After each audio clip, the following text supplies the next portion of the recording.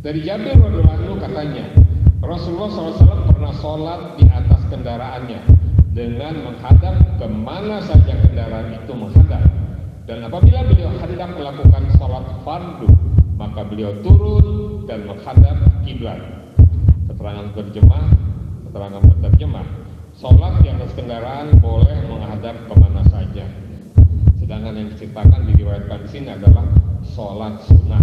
Kalau sholat fardu, Bismillahirrahmanirrahim. kita lanjutkan bacaan terjemahan Sahih Bukhari jilid 1, kitab sholat, hadis 238. Bismillahirrahmanirrahim.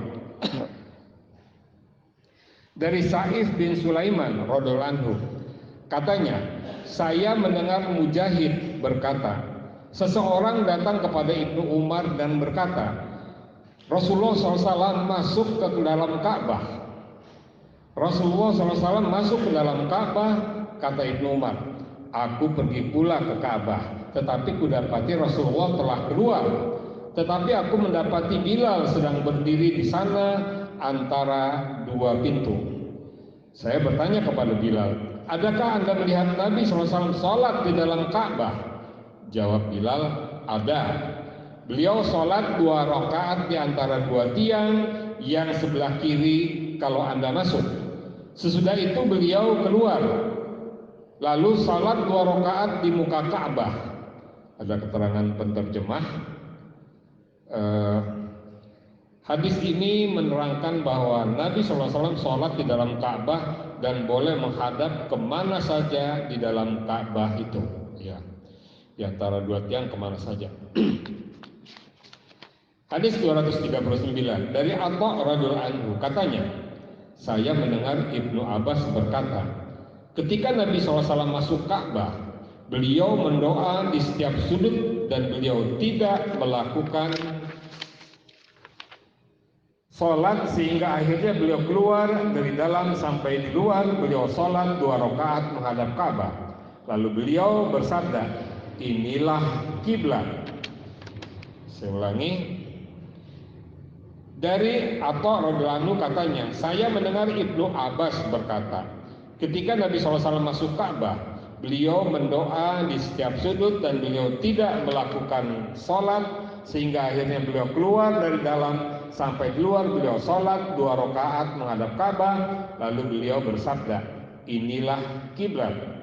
Keterangan penerjemah, dalam hadis Ibnu Abbas ini diterangkan bahwa Nabi SAW tidak sholat dalam Ka'bah. Mungkin itu terjadi ketika itu, tetapi yang kuat adalah hadis Bilal di atas nomor 238 tersebut yang menerangkan bahwa Nabi SAW dalam Ka'bah, sholat dalam Ka'bah, sedangkan Bilal melihatnya karena Bilal ikut bersama-sama dengan Nabi masuk ke dalam Ka'bah. Ya, Ibnu Abbas bukan salah satu yang ikut masuk ke dalam Ka'bah, dia hanya mendapatkan cerita dari Atha. Hadis 240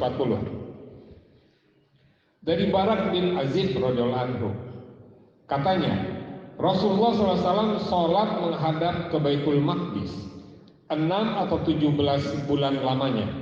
Sedangkan beliau ingin sholat menghadap Ka'bah, maka turunlah ayat, sesungguhnya kami tahu engkau menghadapkan mukamu ke langit berulang-ulang.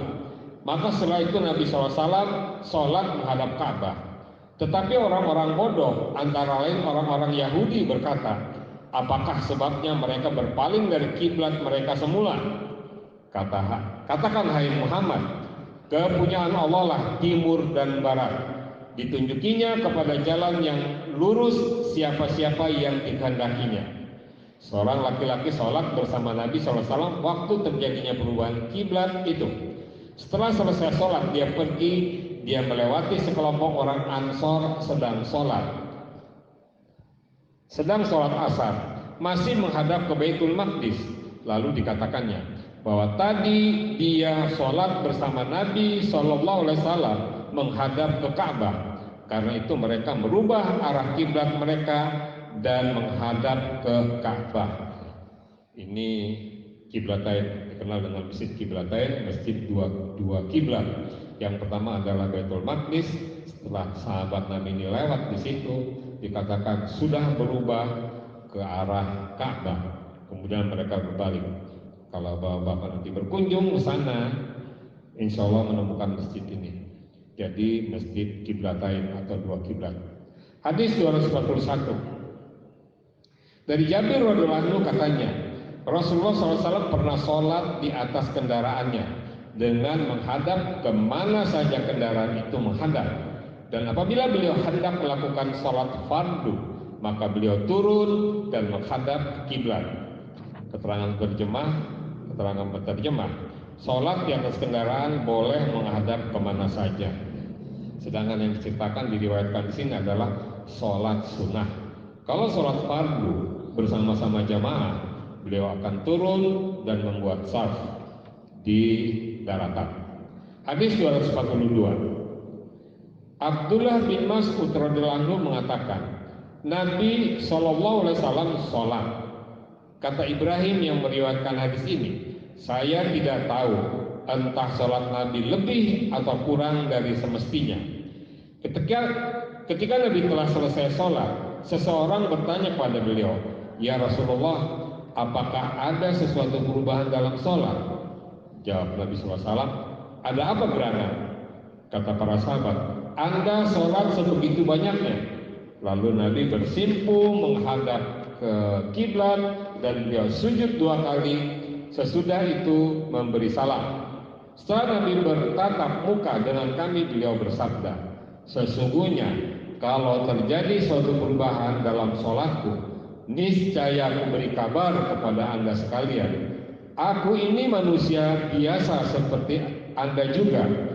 Aku bisa lupa sebagaimana Anda juga pernah lupa. Sebab itu, kalau aku lupa, maka ingatkanlah kepadaku. Apabila seseorang kamu ragu tentang bilangan rakaat sholatnya, ambillah yang sedikit dan cukupkanlah bilangannya, kemudian memberi salam, sesudah itu sujud 2 kali. Ini yang dinyatakan bahwa setelah salam, setelah mengetahui bahwa sholat itu kurang atau berlebih, kalau dia kurang, ambil yang sedikit kemudian tambahkan. Setelah biasanya sebelum tahu memberi salam, setelah tahu kemudian tambahkan sholat tersebut pada rakaat yang kurang, kemudian sujud 2 kali, kemudian memberi salam. Itu menutupi kekurangan. Keterangan penerjemah, sujud tersebut dinamakan sujud sahwi, sujud karena lupa. Ya.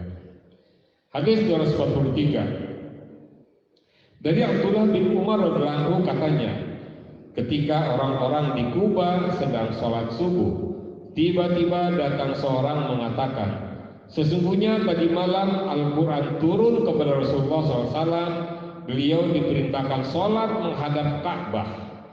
Maka menghadap pula lah Anda semua ke Ka'bah.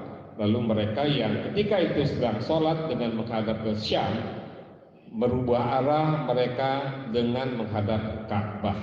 Ya. Baitul Maqdis itu di Palestina sekarang, di tempat Masjidil Aqsa. Itulah dia ke arah sana. Sebelumnya dan telah dirubah menuju atau menghadap kiblat Ka'bah. Hadis terakhir itu pagi hari ini hadis 244 diceritakan oleh Anas bin Malik radhiyallahu anhu bahwa pada suatu ketika Nabi SAW melihat dahak di dinding sebelah kiblat. Diceritakan oleh Anas bin Malik radhiyallahu anhu bahwa pada suatu ketika Nabi SAW melihat dahak di dinding sebelah kiblat. Lalu Nabi SAW tidak senang melihatnya, sehingga kelihatan pada air muka Nabi. Lalu beliau berdiri membuang sendi dahak itu dengan tangannya sambil bersabda, apabila seseorang kamu sedang sholat, sesungguhnya dia sedang berbicara dengan Tuhannya, atau Tuhannya berada antara dia dengan kiblat. Sebab itu janganlah kamu meludah ke arah kiblat, tetapi ke kiri atau ke bawah telapak kakinya. Kemudian Nabi SAW mengambil ujung cedarnya, lalu beliau meludah di situ, kemudian lipat-lipatnya seraya bersabda, atau perbuatlah dengan begini. Ya. Memakai serban, memakai selendang begitu. Kalau kita memang ingin meludah, jangan meludah ke bawah atau ke depan, berludahlah di situ, kemudian lipat atau biarkan seperti itu. Atau kalau terpaksa tidak memakai cendar tadi, ke kiri atau ke bawah kaki meludahnya. Kafarat dari ini hadis selanjutnya nanti kafaratnya adalah orang yang meludah atau berdahak atau beriak di tembok itu harus membersihkannya. Demikian hadirin, mudah-mudahan semua kita pahami dengan benar dan dapat kita lakukan dengan mudah. Insya Allah mendapatkan syafaat dari Rasulullah kelak. Subhanakallahumma rabbana wa bihamdika asyhadu an la ilaha illa anta astaghfiruka wa atubu ilaik. Assalamualaikum warahmatullahi wabarakatuh.